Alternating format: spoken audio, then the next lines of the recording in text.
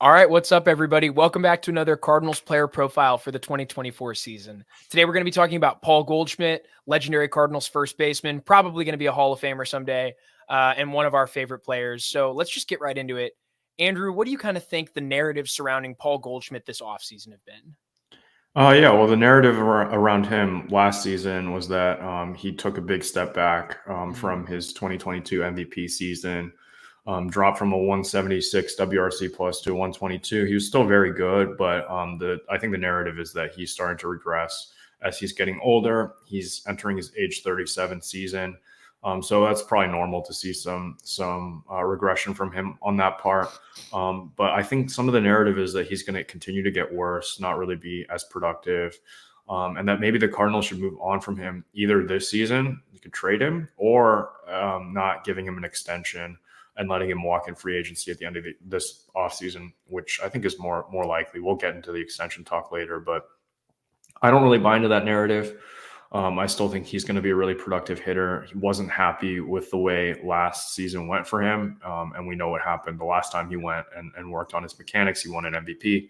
And he was 35, so still pretty old for a hitter. And I feel like we could see either him be the same 122 WRC plus hitter, or more likely, I think we see him take a step up and even improve from his numbers last season, because it was quite a step back from 2022. Yeah, I'm not even sure it's fair to call it a step back. The results were not as good, but the actual processes were fine. Goldschmidt had the exact same ex-WOBA. So I'm on Baseball Savant right now, if you're familiar. They get into some of those more, I don't know, kind of in the weeds with some of these metrics here. But the quality of contact for Paul Goldschmidt in 2023 was just as good as it was in 2022. Basically, his expected stats are across the board around the same or better. His expected batting average jumped 10 points last year. His expected slug jumped 9. He had the exact same expected weighted on base average, and he made contact more often. And when he did make contact, it was better. His expected weighted on base average on balls in play jumped 14 points, which is a big deal. His hard hit rate jumped 3%. His walk rate jumped about 0.5%. He struck out a little bit more, but not enough to really matter. It was pretty much in line with his career numbers. He's had a couple years, like he struck out a little less in 2022, but it's not a big deal. Basically, what I'm saying is Paul Goldschmidt hit the ball just as hard as he did in 2022, just had bad luck. He had terrible luck as a hitter last year, one of the unluckiest players in the National League. And this was after being one of the luckiest players in all of baseball in 2022. So this is the type of thing that happens year to year. You can hit the ball just as hard. You have some regression. I expect Paul Goldschmidt to be better than he was this year. And it's just because he's not going to get as unlucky as he did. More of those balls are going to fall for hits. He had a ton of hard hit balls last year that ended up being outs. He had a couple that could have gotten out of a lot of ballparks, just bad sequencing. So, yeah, I think the narrative that he's cooked is dumb. It's clear to me that he has not fallen off the cliff yet. Now, that could all change if Goldy's not the same player this year. Father time comes for everybody. We don't know when it's going to hit Goldschmidt. It will happen eventually. I don't see it happening just yet, though. I think it's fine. He's a first baseman. He's a slugger. He's a professional hitter. All of those things work in his favor when you're talking about longevity. I expect him to be just fine. And so getting into some of the projections now for him, they're middling at best. They think he's basically going to be the same player as last year. Some of them have him taking a small step forward, like jumping from a 122 WRC plus to a 124 or 126 WRC plus. But by and large, they think he's going to be basically the same guy. Andrew, what do you think about that? Yeah, Zips has him at 121 WRC plus. I think that's a little bit low for him. We haven't really seen him be that low since last year, and then 2019 was the next lowest season. Yeah. And he hasn't really been that kind of hitter. He's been 130, 140 at worst, I feel like, throughout his whole career. And I don't see him taking that far of a step back continually. Obviously, the age thing will happen, but I think we've seen a lot of hitters have really good years in their older seasons. Like Joey Votto in 2021 was really good. And I feel like they're kind of similar players. They get on base. They hit the ball hard. So I feel like we could see maybe one of his last couple of prime years here in 2024. Now, obviously, I think this lineup is still good, even if he does take a step back. I think there's other guys that can fill that role. He could probably move lower in the order. We have Contreras, Arenado, Walker, Gorman could all improve and drastically make this lineup better, even if Paul Goldschmidt isn't there. So I don't think he's essential to this team. We kind of broke that down in the video we made, where he was only an honorable mention because he didn't even crack the top 10 of like most important players. So I feel like anything we get out of him bonus this year is kind of, it's just extra. It'll just make this team better. And I think it's really good to have him for the season. Do you want to move into extension talk now? Because I know some people are hesitant in his future beyond this season. Some people even want to trade him this year, which I don't agree with at all. I agree. Yeah, I think so the Cardinals have one of two options at this point. They can either commit to having Goldschmidt long-term or they can move on from him. I think moving on from Goldschmidt is just antithetical to what the team wants to do. If you want to win, Paul Goldschmidt probably still needs to be part of that. He's still an elite hitter, still an elite bat, and he's one of your franchise cornerstones. Trading him feels like you're just getting worse as a team, and I think it'd be a bad move for the Cardinals, frankly. And because of that, I do support the Goldy extension. I know that's something that's kind of been going around Cardinals Twitter, Cardinals fans in general. It's time. The extension projections are pretty light, to be honest. Like, they're less than I thought they'd be. And I mean, we're looking at somewhere like people are talking about 3 to 4 years. Like, I'd do that. I think you might have to deal with some decline on the back half of that, probably. But that's what you get these days. You pay for people's good years. You suffer through some worse years. The Cardinals have a lot of depth. They have a lot of incoming offensive talent. It's not the worst thing in the world to have Goldy on your bench in a couple of years, especially if you have a guy like Thomas Sajazi or Nolan Gorman, who's more than capable of filling in at first base. And honestly, could be an upgrade over Paul Goldschmidt at first base defensively, considering the fact that his defense has slipped in recent years. But yeah, I think it's fine. I'm taking the over on most of the projections for Goldschmidt. And because of that, because I have a positive outlook on him, I'm all for the extension. Yeah, I feel like it's a little bit odd to pay somebody that much money to sit on the bench, especially if you think Gorman or Sajazi will be a more viable replacement over him.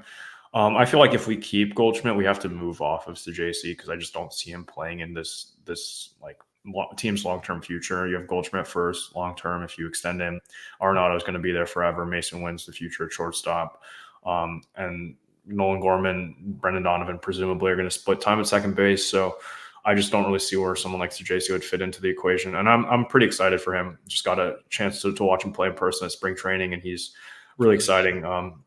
Super well-polished hitter for someone who's just a prospect, a young prospect. So I feel like he could like be a future piece on this team. And I feel like the Cardinals do need to make a decision between him or Goldschmidt at some point. Because as we said, the rest of the infield spots are all kind of filled unless Mason Wynn doesn't play as well, which hopefully doesn't happen. I think he'll be just fine. But yeah, I don't know if I'm as in favor of the Goldschmidt extension. I'd rather see how this season plays out because I think as we get into best case, worst case for the season, there is a chance that he does take a pretty steep decline and he just isn't as good. He hasn't looked that strong this spring, taking some not so competitive at bats. Obviously, spring training stats don't really matter. Shohei Ohtani's not going to hit 600. Juan Soto's not going to have an 1800 OPS this season. Paul Goldschmidt's not going to bat 170. It's fine. Sure. But there is some reason to be concerned age or performance wise. So personally, I think we should wait and see how the season goes out because we have those viable options at first base. I don't think they're going to try to trade Sajazi, although it would be nice to add another starting pitcher like we saw the Padres do yesterday. But I don't think that's going to happen anytime soon. So yeah, I'd prefer to wait it out, but I see where the extension, I see where that mindset comes from. I don't think you have to choose between Sajazi and Goldschmidt. Like you're probably committing if you sign Goldschmidt for 3 or 4 more years. I'm sure you can get it at a lower rate than what I said. That's just one projection I saw. And the longer the Cardinals wait, to be honest, the better the deal probably will get. If they wait till, late in the season or something, I don't know if Goldschmidt's the type of guy to work something out during the season. I could see him saying, we're just going to wait this out. But the longer you wait, Hopefully the cheaper it gets. And like, I don't think you have to commit. I think there's a decent chance that you could get all these guys playing time. You have the DH spot. You're going to be rotating guys through that. So that gets Sajazi and Goldschmidt some starts. You can, when Goldy DHs, you can put Sajazi at first for 20 to 30 games a year if you need. Sajazi can get a little bit of time at second base. I don't know if he's a viable outfield option, but Brendan Donovan has become a viable outfield option. So maybe you can get him in there a little bit. I think it'd be really hard to keep Goldy, Sajazi, and Burleson, though. You'd have to jettison one of them. And I think if you decided to move on from Burleson, you'd find a lot more room for Sajazi. Yeah, Burleson's another guy I feel like doesn't quite have a spot on this roster. We'll maybe profile him later on. But yeah, I see where you're coming from. I'd like to keep him around long term, get him in a red jacket, get him with the Cardinals hat in the Hall of Fame. I think he might already be doing that, to be honest. Yeah. He won his MVP here. Didn't really have much success with Arizona, unless he goes back there and wins the World Series. That would be crazy. I hope not. But yeah. So best case, worst case. I think worst case, we kind of talked about it.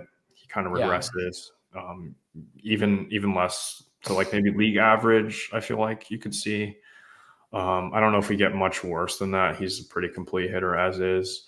But best case, do you think he could contend for another MVP award, or do you think those years are behind us? It's hard to envision Goldschmidt contending for an MVP award without getting really lucky. It's just tough because, so unlike a lot of other guys who win MVP awards, Paul Goldschmidt's value comes entirely from his bat. He plays first base, and he's not an incredible fielder at first. He's got a good pick, whatever. But his arm doesn't come into play. His legs don't come into play. He's not stealing a bunch of bases. He's not playing amazing, flashy center field defense. So it's hard to envision him making up that kind of gain against a guy like Mookie Betts. But then again, we saw him do it 2 years ago. I think he's a little bit worse than he was 2 years ago. He's gotten a little bit older. So I'm going to say no. I think the best case scenario for Goldschmidt, it's like a 140 to 145 WRC plus, all-star nod, puts, really gets rid of any doubt that he's going to be a Hall of Famer with another really good, like 4 or 5 WAR season. So that's kind of where I am for best case. And like you said, worst case is he gets pretty close to league average as a hitter. Yeah, so I feel like we kind of talked about it. I feel like Goldschmidt's going to be kind of what we saw, not in 2022, but like 2021, like 135, 140 WRC. I'd agree. Type of player. I feel like he's still going to be one of the best hitters in this lineup. It's really hard because there's so many guys that I'm high on in this lineup. Yeah. So many guys that I feel like are going to have really good years. Jordan Walker has started to shine a little bit this spring. He's been putting the ball in play. I'm really excited to see what he can do. And there's just so many guys in this lineup that it's hard to say where he'll end up, but I feel like being top 3 hitter is probably where we can, like, it's a safe bet. Yeah, I agree with that. I think Goldschmidt's probably a top 3 hitter in this lineup. Like we said before, he's a franchise anchor. He's a franchise cornerstone. So yeah, expect more of the same. Very solid production, big clubhouse leader type guy. We love Paul Goldschmidt. One of the best ever to be in St. Louis. So just enjoy watching him while you can. Hopefully the Cards extend him, keep him around long-term, keep him involved in the organization. So yeah, that's what we got on Paul. Thanks so much, everybody, for watching this player profile. We'll have more coming to you, and make sure on your way out to like and subscribe.